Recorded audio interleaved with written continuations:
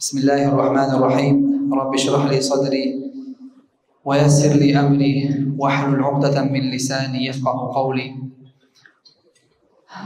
Eң алгач Аллах субханаху ва таалага чексиз мактоолор болсун, чексиз шүгүрлөр болсун. Ушул күндөргө жеткизген, Рамазан айына жеткизип, айрыкча кадыр түнгө жеткизген Аллахка чексиз мактоолор болсун. Аллах Таала ушул Рамазан айында кылган ибадаттарыбызды кемчиликсиз кабыл кылган болсун. Анча-мынча билип билбей кылган күнөөлөрүбүз болгон болсо, күнөөлөрүбүздү кечирсин.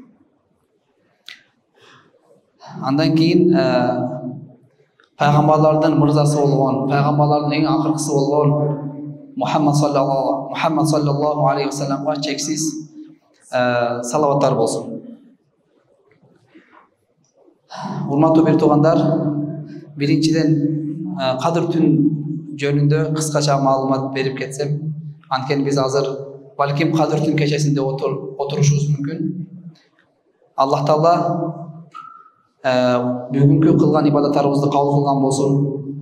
Айша разияллаху анха Пайгамбар саллаллаху алейхи ва салламдан сураган экен: эгерде мен кадыр түндү тосуп алсам, кадыр түндү байкасам, мен не кылышым керек, кайсыл дуаны айтышым керек дегенде, Пайгамбарыбыз Мухаммад саллаллаху алейхи ва саллам айткан экен: Аллахумма иннака афуун тухиббул афва фа'фу анни. Бул дуанын мааниси: о Аллахым, сен кечирүүчүсүң, афуун, сен кечирүүчүсүң, тухиббул афва, кечиргенди жакшы көрөсүң, мен күнөөлөрүмдү кечиргин. Көп-көп өзүбүздүн күнөөлөрүбүз үчүн кечирим сурайлы. Анткени дуалардын кабыл болбошуна күнөөлөр себепчи болот экен да. Көптөгөн адамдардын дуаларынын кабыл болбошуна күнөөлөр себепчи болот экен да. Ошон үчүн анча-мынча кылган күнөөлөрүбүз болгон болсо, же башында тутпай жүргөн, орозо тутпай жүргөн болгон болсок, азыр тобо кылып, азыр кеч эмес, Рамазан бүтө элек, дагы саналуу күндөр калды. Намаз окубай жүргөндөр болсо, орозо тутпай жүргөндөр болсо, азыр кеч эмес, урматтуу бир туугандар. Убакыт бар. Рамазан чыгып кете элек, дагы 2-3 күн убакыт бар иншалла. Тобо кылганга жетишели. Көп-көп кечирим сураңыз, азыр тобо кылыңыз. Аллах Таала сөзсүз кечирет. Үмүтсүз болбойлу. Ла тaqnatu min rahmatillah дейт Аллах Таала Куранда. Аллахтын рахматынан үмүтсүз болбогула дейт да. Ошон үчүн биринчи өзүмдү, анан сиздерди чакырат элем. Тобо кылайлы. Аллах Тааладан көп-көп кечирим сурайлы. Күнөөлөрүбүз үчүн кечирим сурайлы. Үй бүлөбүз үчүн дуа кылалы, мамлекет үчүн дуа кылалы. Анткени бул күн бир күндө бир эле жолу келет. Эмки Рамазанга жетебизби, жетпейбизби, бир гана Кудай билет. Аллах Таала эми жеткизсин. Бирок эч кимде гарантия жок да. Урматтуу бир туугандар, Кур'ан, өзүңүздөр билесиздер, бул Аллахтын сөзү. Кур'ан бул Аллахтын сөзү, каламуллах. Куранды Аллах Таала Рамазан айында түшүргөн да. Жогоруда устаз айтып кеткендей, Куранга эмне байланса, анын кадыр баркы аябай жогору болот. Рамазан айында Куран түшкөнү үчүн Рамазандын пайдасы көп болуп турабы? Башка айлардан жакшы. Кадыр түндө түшкөнү үчүн кадыр түндүн даражасы башка күндөргө караганда жогорураак да. Ошого ким эгерде Куран менен жашаса, Куранга амал кылса, Куран окуса, анын кадыр баркындагы Аллах Таала эки дүйнөдө тең көтөрөт экен да. Ошон үчүн баарыңыздарды Куранга чакырат элем. Куран менен жашайлы. Куранды үйрөнбөгөндөр болсо үйрөнсүн, окуй албагандар болсо окуганды үйрөнсүн иншалла. Анткени Куранда береке бар. Аллах Таала 3 жерде айтып кеткен да Куран жөнүндө. 3 жерде биринчиси ва хада китабун анзалнаху мубарак. Ар бир аятта Куранды берекелүү Куран деп айтып атат да. Берекелүү деп, Куранды берекелүү деп сыпаттап атат ар бир аятта. Кимде-ким ушул 3 аят менен эгерде жашаса, ушул 3 аятка амал кылса, иншалла толук бактылуу болот экен да. Бул биринчиси. Ва хада китабун анзалнаху мубарак лиядаббару аятиhi дейт Аллах Таала. Биз силерге бул Куран түшүрдүк дейт. Бул Куран берекелүү китеп дейт да. Kur'an kitabı berekeli deydi da. Kandayça berekeli? Kur'an okuyan adamga Allah Taala berekesin beretken. Kur'an'da öğretkenge berekesin beretken. Kur'an'da öğrengenge berekesin beretken. Kur'an'da okuyanга Allah Taala berekesin beretken. Bardığında bereke var urmatlı bir tuğanlar. Üyünüzde Kur'an okulsa, üyünüzde bereke olur. Jaman deseler bolboyt, göz тийбейт, көрө албастык болбойт. Аллах Таала бардыгын сактайт. Анткени Кур'ан бар болгон үчүн. Биз бул Кур'ан түшүрдүк дейт. Ва хада китабун анзала, бул берекелүү болгон Кур'ан түшүрдүк. Эмне үчүн түшүрдүк? Ой жүгүр түшүнгөр үчүн деп атат да. Лияддаббару аяти. Ой жүгүр түш үчүн түшүрдүк дейт да. Бул биринчи. Экинчиси эмне үчүн Аллах Таала бул Кур'ан түшүргөн? Başka surede ayet otat وَهَذَا كِتَابٌ أَنْزَلْنَاهُ مُبَارَكٌ فَاتَّبِعُوهُ deyip. Bul berekeli, bul ikinci ayette dağı berekeli dep sıfatla otat da Kur'an'daça. Berekeli. Bardık nersede bereke var. Kur'an emnege baylansa bereke olur oşonda. Biz bul Kur'an'da düşürdük. Emne üçün düşürdük? Sizler Kur'an men yaşaşınlar üçün. Birincisi neyken? Birincisi oy жүгүр түшүнгөр üçün. Ekincisi Kur'an men yaşaşınlar üçün. Kur'an'dağı aytılgan nerselerdi erçinger üçün. Fattabi'u deyip, erçigile baktılı bolusunlar. Üçüncüsü, وَهَذَا كِتَابٌ أَنْزَلَّاهُ مُبَارَكٌ مُصَدِّقُ الَّذ۪ي بَيْنَ يَدَيْهِ. Biz bul berekeli, üçüncü ayette daha gönül bursanızlar, berekeli de sıfatla otat. Biz bul berekeli Kur'an'da düşürdük, emne üçün düşürdük? Sizler işenişinger üçün. Oşo Kur'an'dağı nerselerden barına işenişinger üçün. Murdağı koğumlar jönündө aytılgan. Kur'an'da murdağı koğumlar jönündө aytılgan. Murdağı peygamberler jönündö aytılgan. Oşolordun barına işenişinger üçün biz bu Kur'an düşürdük deydi da. Alınlar aytып atat mına uşul 3 ayatka kim egerde mani berse, uşular menен жашаса, ушуну эгер жашоосуна алып келе турган болсо, ал сөз бактылуу болот да. Ал сөз не болот экен? Бактылуу болот экен. Birincisi Allah Taala bul berekeli Kur'an'dı biz oy жүгүр түшүүбүз үчүн түшүргөн. Экинчиси эрчишибиz үчүн түшүргөн. Üçüncüsü Kur'an'dагы бардык нерселерге ишенишибиз үчүн түшүргөн. Мына ушул 3 нерсеге амал кыла турган болсок, Allah Taala сөзсүз бизди бактылуу кылат экен да. Allah Taala бардыгыбызга Kur'an менен жашашты насип этсин. Ан урматтуу бир туугандар, Kur'an başında aytıp ketkende bu berekeli kitapta. Kur'an'ın berekesi uşunday. Kimde kim Kur'an'dan bir tamga okuy turgan bolsa, bir tamga Allah Taala oşogo 10 sowap beret. Oşogo 10 sowap beret. Misalı kul huvallahu ahad. Kul degende 2 tamga bolot atat. Kul bu 2 tamgadan turat da. Kof üçün siz 10 sowap alasız, lam üçün 10 sowap alasız. Hadiste gelet, Peygamber sallallahu aleyhi ve sellem aytadi. Ar bir tamgaga Allah Taala 10 sowap beretken da. Kur'an'dagı ar bir tamgaga. Siz düşünüp okuysunuz bu, düşünböy okuysunuz bu, ayırması çok.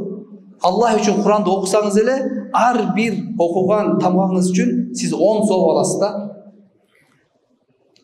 Men aytpayman dedi. Peygamber sallallahu aleyhi ve sellem aytadi. Men aytpayman. Alif lam mim. Alif lam mim bu bir söz dep aytpayman deydi. Alif özünчө tamga. Lam özünчө tamga, mim özünчө tamga. Oşonda 30 sowap berilet. 3 tamgaga 30 sowap berilip atat. A Kur'anda kança tamga var? Bilbeybiz da kança tamga var. Öte köp tamga var da, öte köp. Bir Fatiha surесинче kança tamga var bilbeybiz. Bir okusak kança sowapka ee bolobuz. Erten kıyamatка barganda urmаттуу bir tуугандар, bir sowapka zar bolot ekенбиz. Bir Kur'an'dagı bir tamganın sowabına zar bolot ekенбиz urmаттуу bir tуугандар. Bugün taravihte okuduk, bugün Abasa suresinde okuduk taravihte. Yawma yafirul mar'u min akhihi deydi da. Al günü adamlar bir tuğanlar birbirinden kaçat deydi. Bir tuğanlar birbirinden kaçat. Emne üçün? Soğuk soravasın deydi da. Soğuk soravasında birbirinden kaçat gel. Ve ummihi ve abihi. Ata enesi bala şakasından kaçat. Soğuk soravasında. Ata enesine bala geletken, bana soğuk berçi dese soğuk beribeytken, kaçat eken. Wa sahibatihi wa bani. Apасы балдарынан қачат. Likulli imri'in minhum yawma idin sha'nu yughni. Ар бир адам өзүн гана ойлойт да. Өзүн гана ойлойт, башкаларды ойлобойт. Ата энесин ойлобойт. Бир туган, ошон үчүн бир туугандар, биз айрыкча мына Рамазан айында турабыз, көп Куран окуйлу. Айрыкча бүгүн багымдатка чейин көп Куран окуганга жетишели. Мына ушундай Аллах Таала сооп берет экен да Куран окуган адамга. Анан Куран жаттаган адамга келсек, Куран жаттаган адамга, урматтуу бир туугандар, Куран жаттаган адамга кыяматта айтылат экен да. Иқра вартaqi дейт. Куран жаттаган адамга, бул дүйнөдө Куран менен жашаган адамга, Куран жаттаганга, Куранга амал кылганга айтылат экен. Бейиште айтылат экен. Иқра оку вартaqi, анан көтөрүлгүн дейт экен да. Оку, көтөрүл. Бейиште даражалар болот. Бейиште тепкичтер болот. Ким бул дүйнөдө кандай амал кылган болсо, ошо амалына жараша өзүнүн даражасын алат экен да бейиште. Бирок карылардын, Куран жаттап, Куранга амал кылгандардын даражасы өтө жогору болот экен. Хадис бар, пайгамбар саллаллаху алейхи ва саллям айтып атат буну. Биздин сөзүбүз эмес, пайгамбарыбыз саллаллаху алейхи ва саллям айтып атат. Иқра вартaqi дейт. Окугунда көтөрүлгүн дейт. Оку көтөрүл. Fa inna manzilataka. Чындыгында сен ордуң, бейиштеги ордуң. Акыркы окуган аятында дейт. Кайсыл аятта токтосоң, сен даражаң ошол жерде болот дейт да. Сен 30 Куран окусаң, даражаң эң бийик болот экен да. Ошон үчүн урматтуу бир туугандар, бул Куран жаттаганга кызыктырган өтө көп хадистер бар. Айтарым, келиңиздер Куран жаттайлы. Өзүбүз жаттай албасак дагы бала чакабызды жаттаталы. Бала чакабызды жаттаталы. Балдарды кичинекейинен баштап жаттатыш керек да. Чоңойгондон кийин жаттаса болот, бирок кыйын болот. Бирок бала жаш кезинде ал өзүнү башкара албайт. Ата энеси эмне десе ошону кылат экен. Ата энеси эмнеге кызыктырса ошону кылат экен. Ата энеси мисалы илимге кызыктырса илимге кызыгып калат. Спортко кызыктырса спортко кызыгып калат.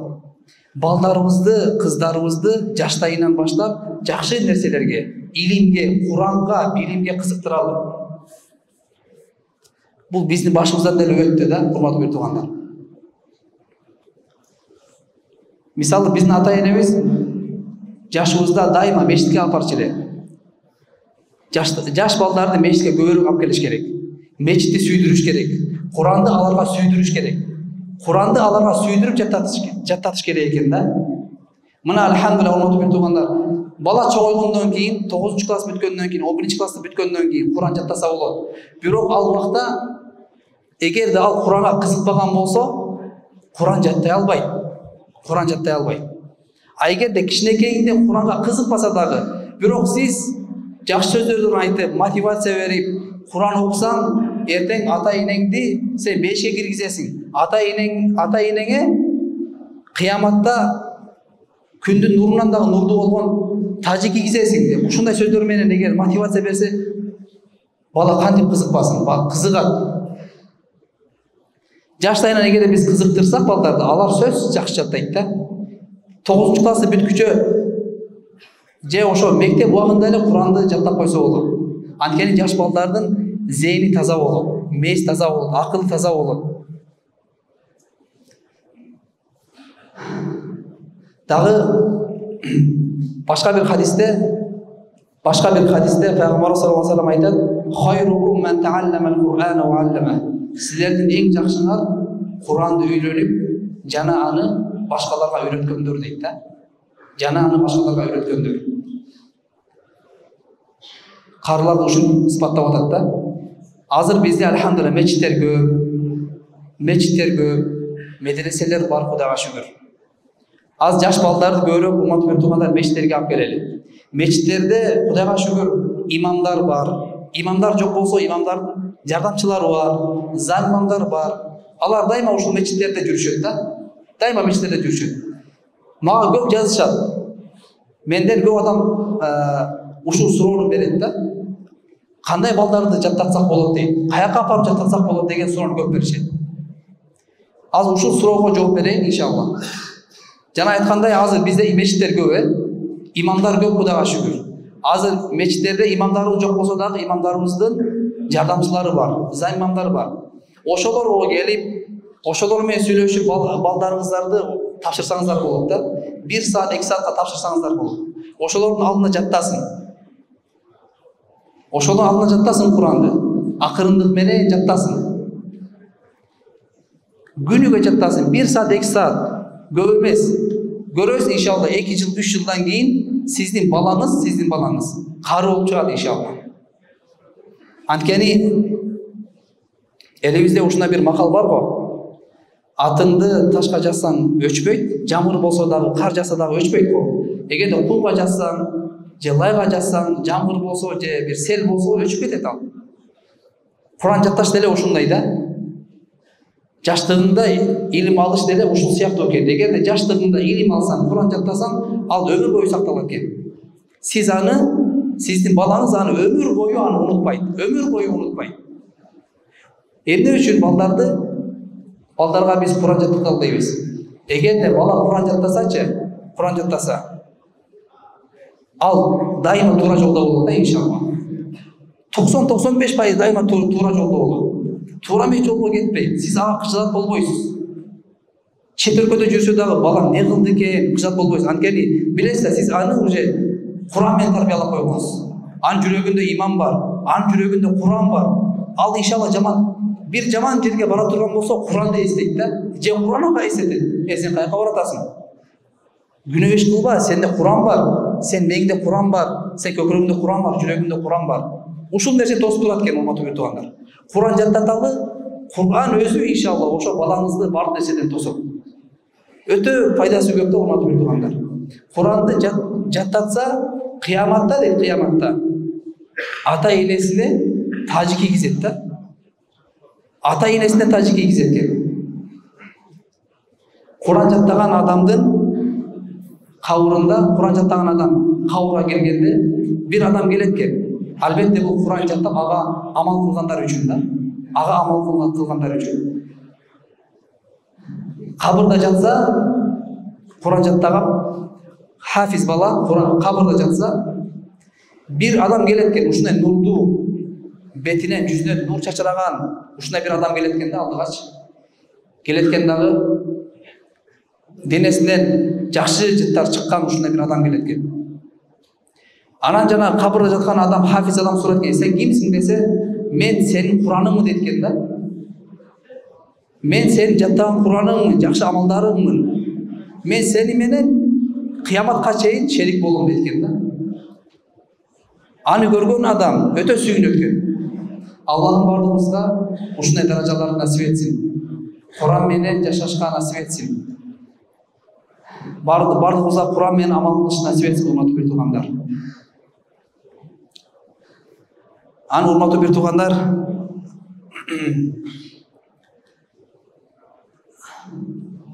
мен өзүмдүн башымдан өткөн нерселерден айтып берейин иншалла. Адам эч качан өзүнүн күчү менен бир ийгиликке жетпейт экен да. Адам эч качан өзүнүн күчүнө таянбаш керек экен да. Же өзүнүн илимине таянбаш керек экен. Же өзүнүн акылына таянбаш керек экен. Текебер адам өзүнүн күчүнө таянат. Текебер адам өзүнүн акылына таянат. Текебер адам өзүнүн илимине таянат. Мына испаттардан Кудай бизди сактасын. Адам качан ийгиликке жетет? Качан Аллахка таянганда да. Качан Аллахка таянса, ошондо бир ийгиликке жетет, урматтуу бир туугандар. Биз 1,5 жыл мурда барып, Саудияда, Меккеде биринчи орунду алдык. Бирок бул биз өзүбүздүн күчүбүз менен эмес, илимибиз менен эмес. Ал жерде менден да күчтүү карылар катышты. Бирок бизге насип кылды да, бирөөнүн рызкысын бирөө ала албайт экен.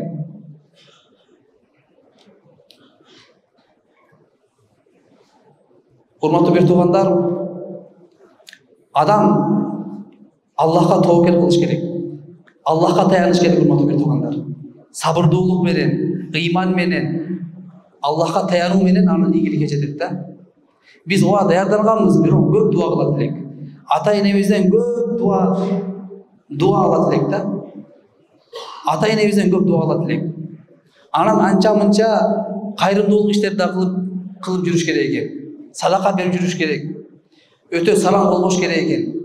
Анча мынча тапкан рызкыңызды канча бир мындай бөлүгүн дин жолуна сакташ керек экен да. Аллах жолуна сакташ керек экен. Аллах жолунда бир нерсени берсең, бир сом берсең, Аллах Таала ошону сага 10 эсе кылып кайтарат экен да.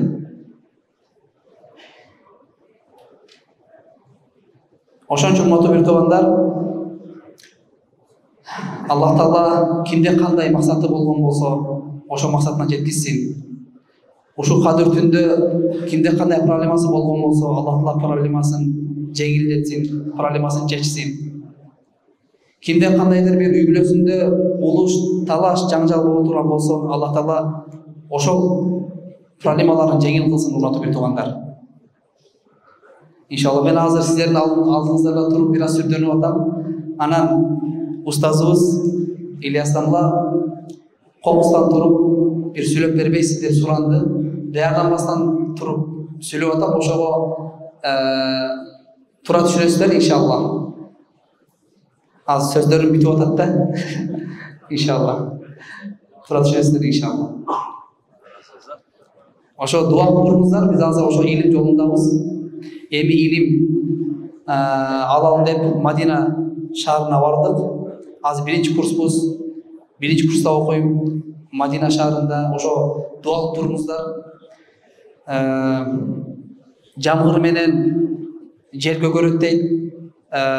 Бата менен эл көгөрөт дейт да. Ошо биз сиздердин дуаңыздарга муктажбыз. Дуа кылыңыздар, Аллах Таала бизге пайдалуу илим берсин. Келгенде ушул дамлабыздай динге иншалла салым кошконго Аллах Таала насип этсин иншалла.